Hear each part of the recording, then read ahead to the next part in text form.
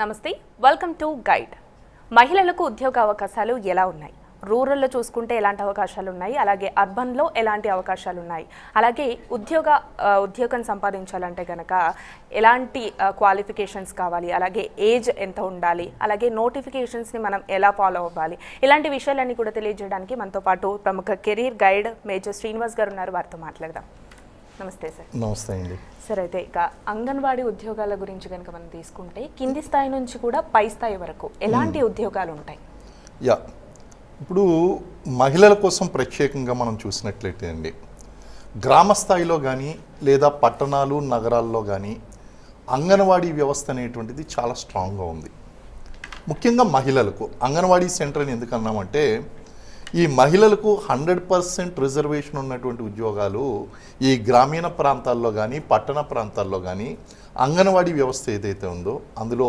100% మహిళలకే ఉద్యోగాలు అనేటువంటివి ఉన్నాయి ఇక్కడ పురుషులకి ఉద్యోగాలు లేవు మామూలు మిగిలినటువంటి ఉద్యోగాలు చూస్తే కనుక మహిళలకి 33% ఉద్యోగాలు అంటారు కానీ ఇక్కడ 100% అంగన్వాడీ వ్యవస్థ ఏదైతే ఉందో ఉమెన్ అండ్ చైల్డ్ వెల్ఫేర్ డిపార్ట్మెంట్కి చెందుతుందండి ఇందులో మనకి కింద పొజిషన్లో కనుక చూసుకున్నట్లయితే గ్రామీణ స్థాయిలో అట్టడుగు స్థాయిలో కనుక చూసుకున్నట్లయితే అంగన్వాడీ ఆయాలు అంటారండి అంగన్వాడీ ఆయాలు అంటారు ఆయాల తర్వాత వాళ్ళపైన అంగన్వాడీ టీచర్లు ఉంటారండి అంగన్వాడీ టీచర్లు అది వాళ్ళకంట పై స్థాయి ఉద్యోగం ఈ అంగన్వాడీ టీచర్లను ఆయాల్ని మానిటర్ చేస్తూ వాళ్ళ యొక్క వర్క్ పెర్ఫార్మెన్స్ ఎలా ఉంది అంగన్వాడీ సెంటర్లు అనేటువంటివి చాలా చక్కగా పనిచేస్తున్నాయా లేదా అనేటువంటి విషయాన్ని సూపర్వైజ్ చేయడం కోసం వీళ్ళ పైన ఒక 25 అంగన్వాడీ సెంటర్లకి ఒక సెక్టార్గా ఏర్పాటు చేసి సెక్టార్ ఇన్ఛార్జీల కింద గ్రేడ్ 2 సూపర్వైజర్లు extension officer grade 2 సూపర్వైజర్లు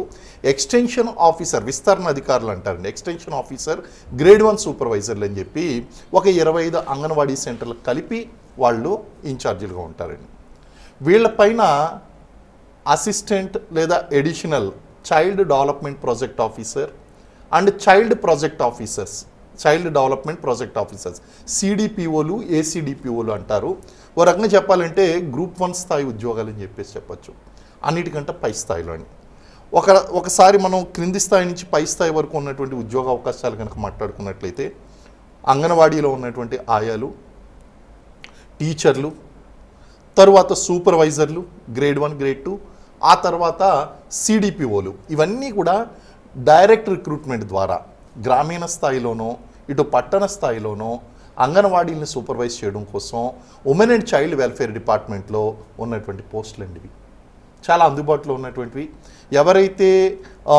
10th class చదువుకున్నారో వాళ్ళకి అవకాశాలు ఉన్నాయి డిగ్రీ చదువుకున్నటువంటి వాళ్ళకి అవకాశాలు ఉన్నాయి మీకు తెలుసు ఈ గ్రూప్ 2 ఉద్యోగాలు కానీ గ్రూప్ 1 ఉద్యోగాలు కానీ విపరీతమైనటువంటి కాంపిటీషన్ అండి కానీ ఈ ఉద్యోగాలు ఏదైతే ఉన్నాయో ఇవి ఎవరు కూడా మగవాళ్ళకి ఎందుకంటే ఇది ఉమెన్ అండ్ చైల్డ్కి సంబంధించింది కదండి మగవాళ్ళకి ఆ నేచర్ ఆఫ్ డ్యూటీస్ కాబట్టి మగవాళ్ళకి అవకాశాలు లేవు మహిళలకే అవకాశాలు ఇచ్చారండి ఇది కాబట్టి చాలా మంచి ఉద్యోగాలు అని చెప్పేసి చెప్పచ్చు మనం అయితే విమెన్ అండ్ చైల్డ్ వెల్ఫేర్లో చూసుకుంటే సార్ చాలా మందిని మనం చూస్తూ ఉంటాము గ్రామాల్లో 10th నుంచి డిగ్రీ చదువుకున్న వాళ్ళ వరకు కూడా చాలా మందికి అవగాహన అనేది లేక ఇంట్లోనే ఉండిపోతూ ఉంటారు సో వాళ్ళకి ఇలాంటి జాబ్స్ ఉన్నాయని కానీ ఇప్పటివరకు కూడా అంగన్వాడీ ప్రతి ఊర్లో ఉన్నా కూడా అంగన్వాడీలో ఎలాంటి జాబ్స్ ఉంటాయి వాటికి మనం ఎంత క్వాలిఫైడ్ అనే విషయాలు కూడా చాలా మందికి తెలియదు దీని గురించి చెప్పండి యా డెఫినెట్లీ అండి ఇప్పుడు చాలామంది గ్రామీణ ప్రాంతంలో 10th కూడా పూర్తి చేయకుండా ఉంటారు 10th ఎవరైతే పాస్ అవ్వలేదో 10th కంటే తక్కువ చదువుకున్నటువంటి వాళ్ళు ఆయా పోస్ట్కి వెళ్ళొచ్చండి అంగన్వాడీ ఆయాల కింద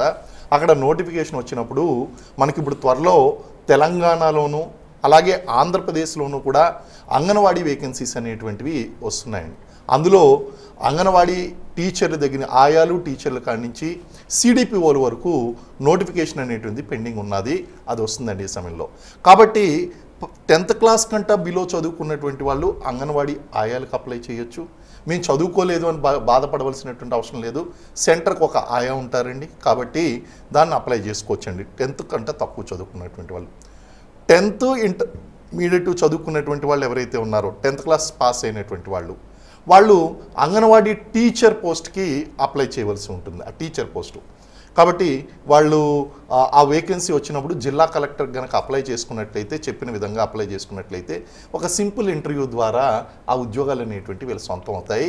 దానికి ఏమీ పెద్ద కష్టపడవలసినటువంటి అవసరం లేదండి. కాబట్టి ఈ 2 ఉద్యోగాలు కూడా 10th ఇంటర్మీడియట్ లేదా 10th కంటే తక్కువ చదువుకున్నటువంటి వాళ్ళకి ఈ ఉద్యోగాలు ఉంటాయి. చాలామందికి ఈ విషయాలు తెలియదండి. ఇకపోతే నెక్స్ట్ డిగ్రీ చదువుకున్నటువంటి వాళ్ళండి. అయితే ఇక్కడ పర్టికులర్గా ఈ ప్రోగ్రాం ద్వారా నేను అవేర్నెస్ క్రియేట్ చేయడానికి ప్రధానమైనటువంటి కారణం ఏంటి అంటే, ఇందులో నేను చెప్పినటువంటి కొన్ని సబ్జెక్టులు ఉన్నాయి. ఈ ప్రోగ్రాం చూస్తున్నటువంటి వాళ్ళు నోట్ చేసుకోండి, ఖచ్చితంగా నోట్ చేసుకోండి. ఇప్పుడు నేను చెప్తున్నటువంటి సబ్జెక్ట్స్ ఏంటో నోట్ చేసుకోండి.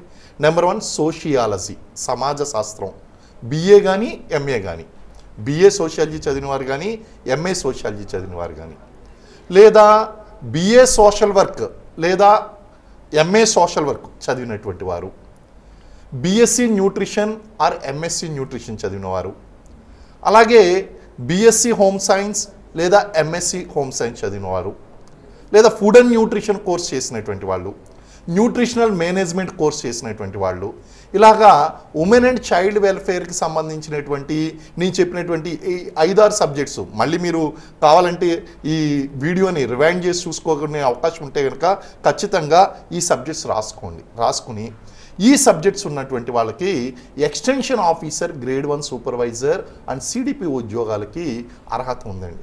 కారణం ఏంటి అంటే మొత్తం చదువుకున్నటువంటి వాళ్ళు చాలా కాంపిటీషన్ ఉంటుంది, కానీ ఈ క్వాలిఫికేషన్ ఉన్నటువంటి వాళ్ళు చాలా తక్కువ మంది ఉంటారు. అయితే మీకు ఇంకొక అనుమానం, సార్ ఆ సబ్జెక్ట్ మా దగ్గర లేదు, మేము బీఎస్సీ చదువుకున్నాం, బీకామ్ చదువుకున్నాం అంటే మీకు ఇంకా వయసు ఉంటే కనుక, అంటే ఇప్పుడు ప్రభుత్వం ఉద్యోగాలకి 50 సంవత్సరాల వరకు అవకాశం ఉందండి, 51 వరకు కూడా రిజర్వేషన్ కేటగిరీ వరకు అవకాశం ఉంది.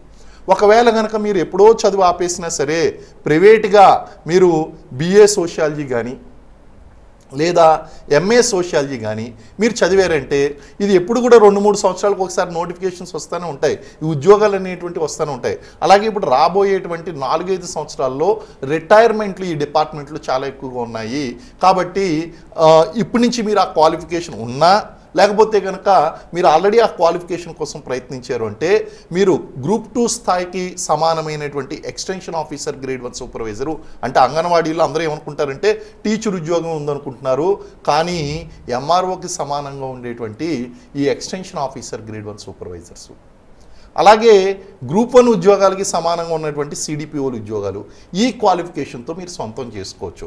కాబట్టి క్వాలిఫికేషన్ ఉన్నటువంటి వాళ్ళు ప్రయత్నించండి, లేనటువంటి వాళ్ళు క్వాలిఫికేషను మీరు డిస్టెన్స్ ఎడ్యుకేషన్ ద్వారా ఇంటి దగ్గర ఉండే చదువుకోవచ్చండి.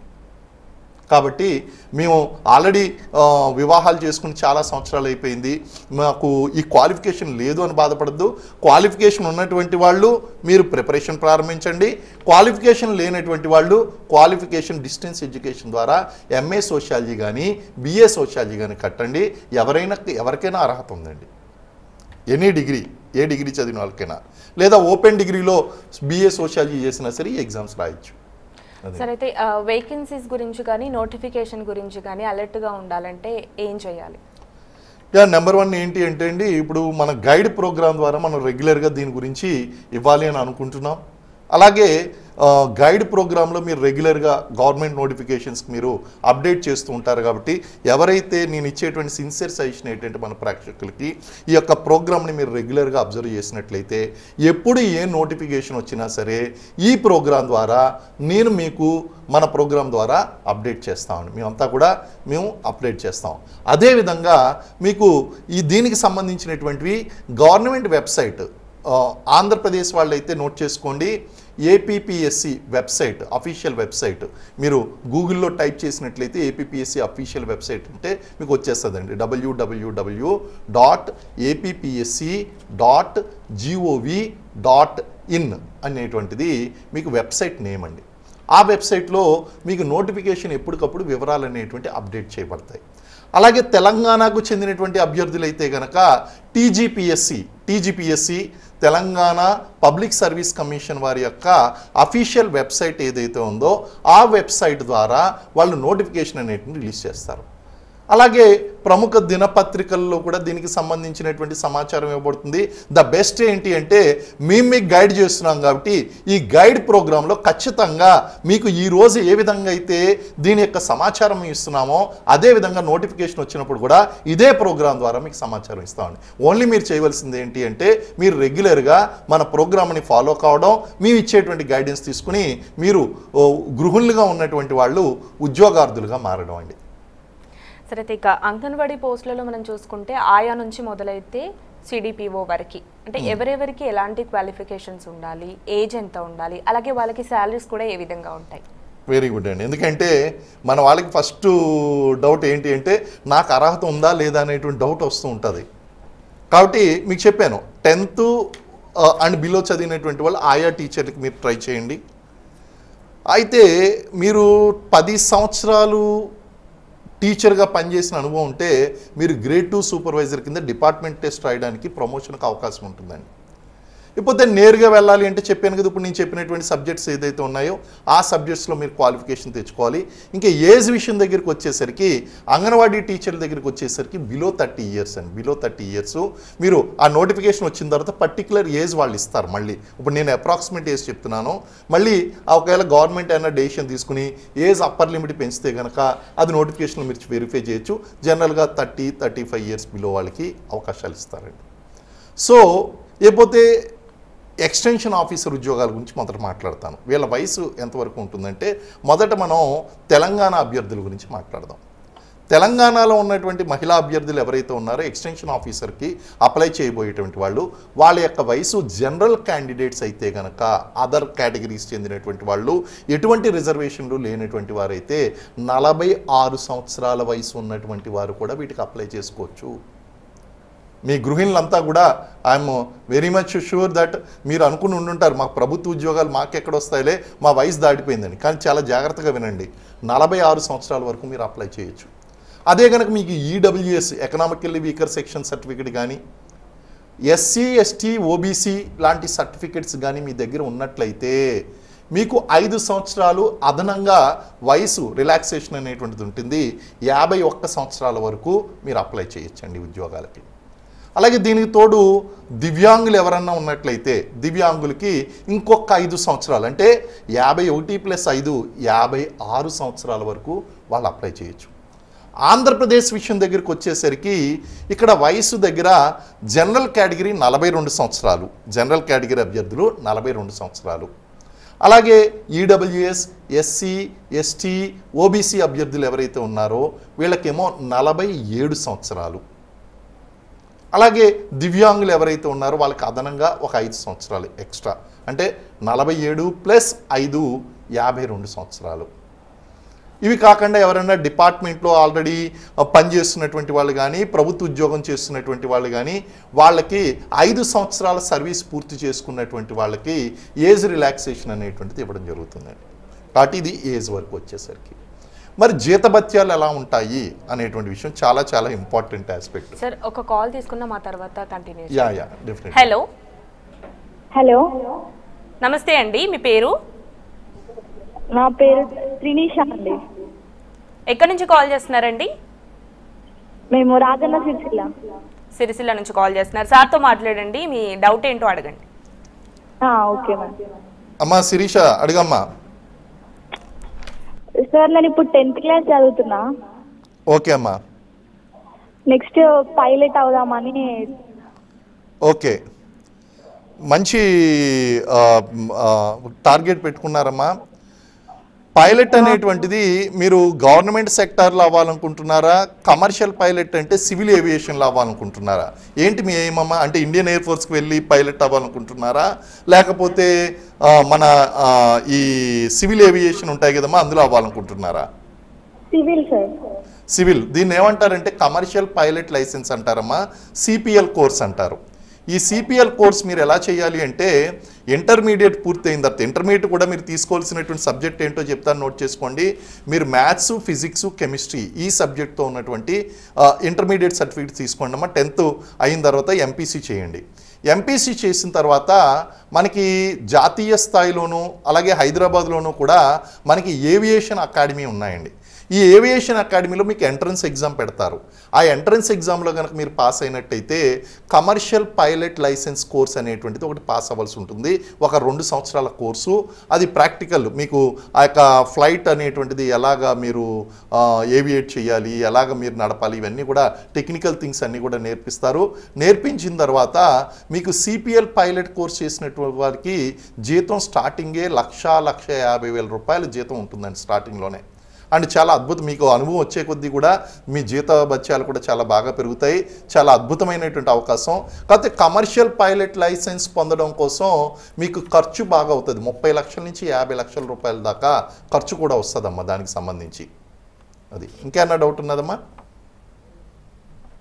Yeah, okay sir, call drop అయింది. కంటిన్యూ చేద్దాం సార్. జీతాల గురించి, జీత భత్యాల గురించి మనం మాట్లాడుతున్నాం అండి. జీత భత్యాల దగ్గరికి వచ్చేసరికి మనకి ఆయాలు ఎవరైతే ఉన్నారో ఆయాలకేమో దాదాపు ఒక 10,000 రూపాయలు, 9,000 నుంచి 10,000 రూపాయలు. అంగన్వాడీ టీచర్లు ఎవరైతే ఉన్నారో వాళ్ళకి అప్రాక్సిమేట్లీ ఒక 13,000 రూపాయల వరకు జీత భత్యాలు అనేటువంటివి లభిస్తాయండి. అయితే ఎక్స్టెన్షన్ ఆఫీసర్ గ్రేడ్ 1 గ్రేడ్ 2 సూపర్వైజర్లు ఎవరైతే ఉన్నారో వీళ్ళకి ప్రారంభ వేతనం 35,000 నుంచి 40,000 రూపాయల వరకు ప్రారంభ వేతనం ఉంటుంది. ఇంకా నేను ఈ రివైజ్డ్ పే స్కేల్స్ ఇంకా చెప్పలేదు. That is pending. అది వచ్చిందంటే ఇంకా పెరుగుతాయి జీతభత్యాలు. కానీ ప్రస్తుత అమల్లో ఉన్నటువంటి జీతభత్యాలు చెప్తున్నాను. గ్రేడ్ 1 గ్రేడ్ 2 సూపర్వైజర్లకి 35,000 నుంచి 40,000 రూపాయల వేతనం అనేటువంటి లభిస్తుంది.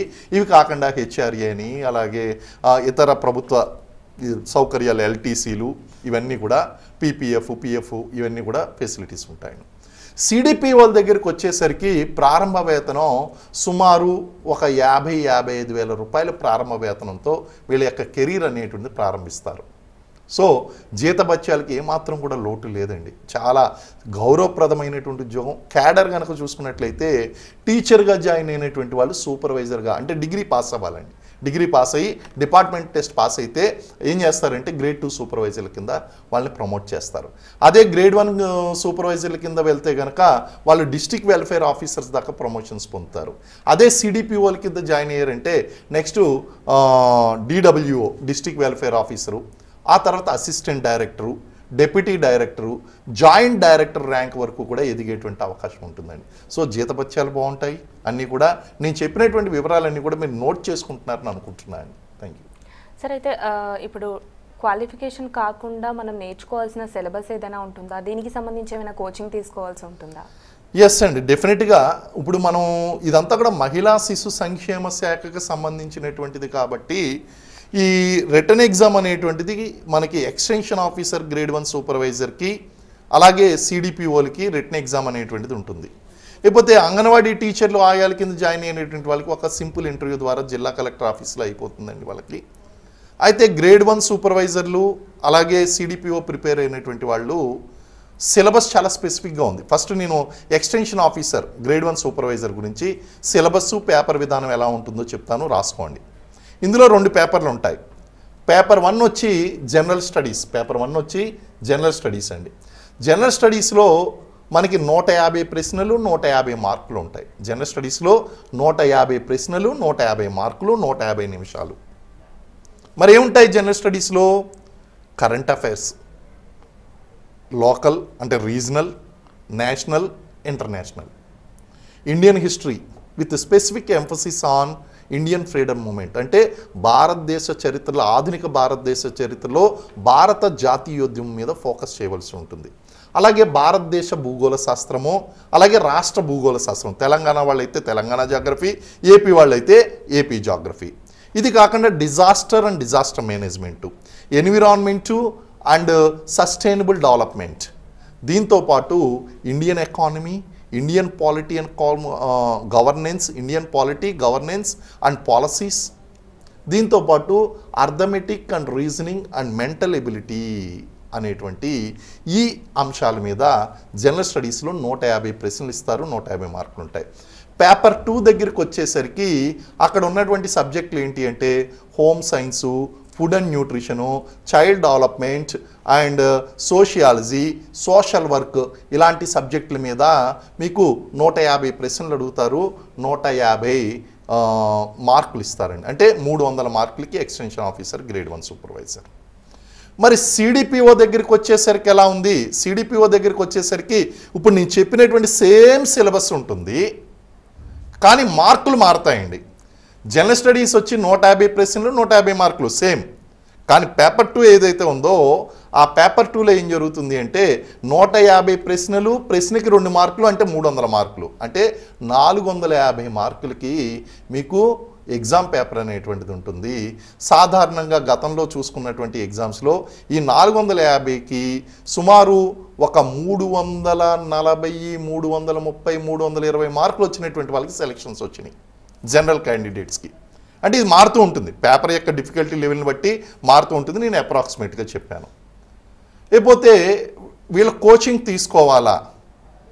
ఈ ఉద్యోగాలకి ప్రిపేర్ అయ్యేటువంటి వాళ్ళందరూ కూడా మ్యారేజెస్ అయిపోయి ఆల్రెడీ పిల్లలు కూడా స్కూల్కి వెళ్తూ ఉన్నటువంటి వయసులో పర్టికులర్గా ఎక్కడికన్నా వచ్చి కోచింగ్ తీసుకోవాలి అంటే కొంచెం ఇబ్బందికరమైనటువంటి పరిస్థితి అండి. ఇలాంటి పరిస్థితుల్లో ఇప్పుడు మీకు తెలుసు కరోనా తర్వాత సిచ్యువేషన్ మొత్తం మారిపోయింది కాబట్టి ఇంటి దగ్గర ఉండే ఆన్లైన్ కోచింగ్ అనేటువంటి తీసుకుంటూ తర్వాత ఎప్పుడన్నా నోటిఫికేషన్ వచ్చినప్పుడు జస్ట్ ఒక నెల 2 నెలలు అలా ఆఫ్లైన్కి వెళ్ళి మీరు గనక ఈ సబ్జెక్టుల మీద జనరల్ స్టడీస్ మీద వీటన్నిటి మీద కూడా మీరు అవగాహన తెచ్చుకొని ఆ తెలియనటువంటి అంశాలు కనుక మీరు తెలుసుకున్నారు. ఎందుకంటే మీరు ఎప్పుడో డిగ్రీలు చేశారు, ఫ్రెష్గా చేస్తే మీకు నాలెడ్జ్ ఫ్రెష్గా ఉంటుంది. ఎప్పుడో డిగ్రీలు చేశారు, దాదాపు 10 సంవత్సరాలు అయిపోయి ఉంటుంది, 15 సంవత్సరాలు అయిపోయి ఉంటుంది. దాదాపు ఆంధ్రప్రదేశ్లో కనుక చూసుకున్నట్లయితే ఆంధ్రప్రదేశ్లో దాదాపు 12 సంవత్సరాలుగా దీనికి సంబంధించినటువంటి నోటిఫికేషన్ రాలేదు సిడిపిఓకి. తెలంగాణలో అప్పుడే 2 సార్లు వచ్చిందండి.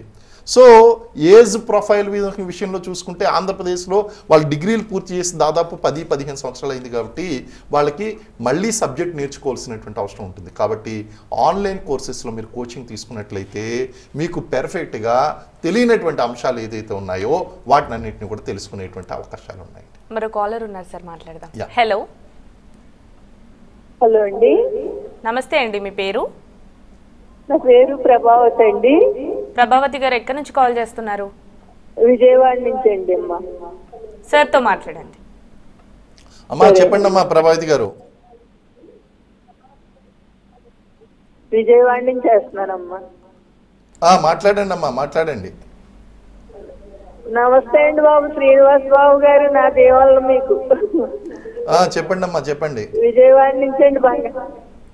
చెప్పండి అమ్మా, మీ ప్రశ్న చేశానండి సార్. ఎవరి గురించి అమ్మా? మా మనవడండి, మా మనవడు. చెప్పండి అమ్మా. అదేండి, ఏం చదువుకున్నాడమ్మా? మీ ప్రశ్న ఏంటో అడగండి అమ్మా.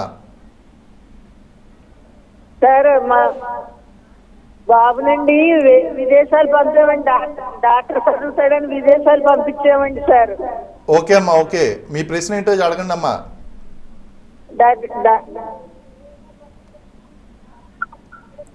అమ్మా మీ సందేహం ఏంటమ్మా? అక్కడి నుంచి వచ్చేసాడండి బాబు, డిగ్రీ చదివిస్తున్నామండి బాబు. ఫస్ట్ చదువు పూర్తి చేయలేదు. మా మనవడికండి ఈ డిగ్రీ చదువు మీద ఏమన్నా ఉద్యోగాలు వస్తాయా అని బాబు అడుగుతున్నానండి. అమ్మా నాకు ఒక విషయం చెప్పండి అమ్మా, అక్కడ విదేశాలకు పంపించామన్నారు, ఎక్కడికి పంపారు? ఆ కోర్స్ పూర్తయిందా లేదా అన్న చెప్పండి నాకు.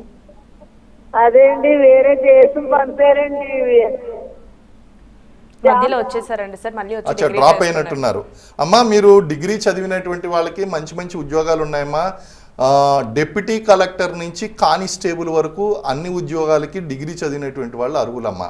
గ్రూప్ 1 ఉద్యోగం రాసుకోవచ్చు, గ్రూప్ 2 ఉద్యోగం రాయొచ్చు, గ్రూప్ 3, గ్రూప్ 4, అలాగే sub inspector, constable.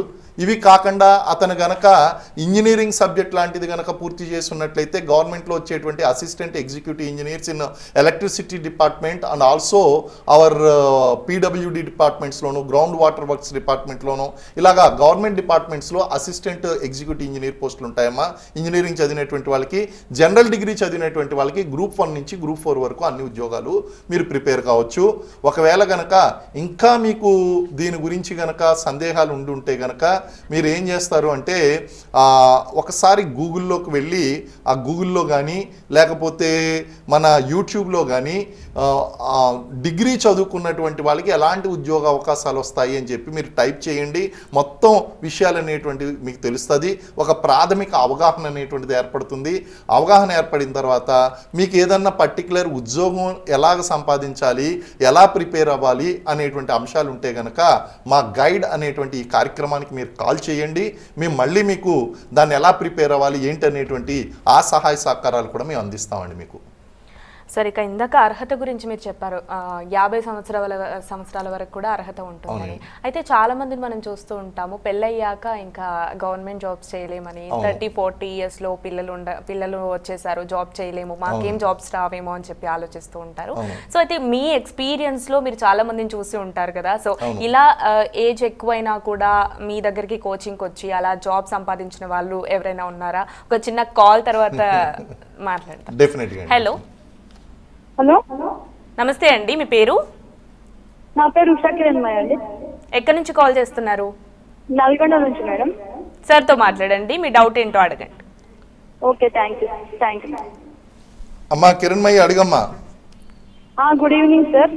Good evening అమ్మా. సార్, నేను బీటెక్ విత్ ఎంబీఏ చేశాను సార్. కాకపోతే 10 years గ్యాప్ ఉంది. ఆపర్చునిటీస్ ఏముంటాయి ఏంటి? ఆన్లైన్ క్లాసెస్ దేనికి అటెంప్ట్ చేయొచ్చు? నేను దేనికి ఛాన్సెస్ ఉంటాయి? ఆప్షన్స్ ఏముంటాయి? ప్రిఫర్ అవుతాను నేను. బీటెక్ ఏం చేశారమ్మా? ఈసీఈ చేశాను సార్. ECE, very good. వయసు ఎంతమ్మా ఇప్పుడు మీది?